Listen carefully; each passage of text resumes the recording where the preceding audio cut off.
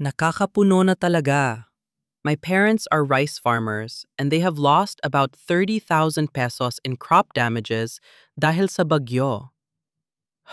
Paulit-ulit na yung tropical cyclone alert. Tapos paulit-ulit din yung mag-ingat kayo kahit halos wala namang malinaw na plano.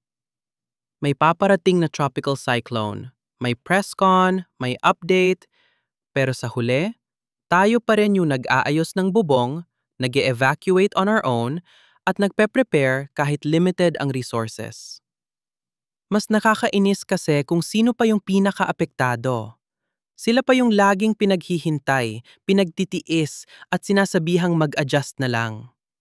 Parang naging normal na sa Pilipinas na kapag may bagyo, kanya-kanya na lang talaga.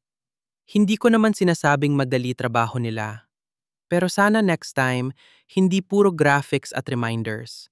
Sana may real action, real system, real support. Hayaan na. Pero kung ito talaga ang realidad, ang bigat tanggapin. Inis sa ilang taong sawa sa bahala na culture tuwing may bagyo.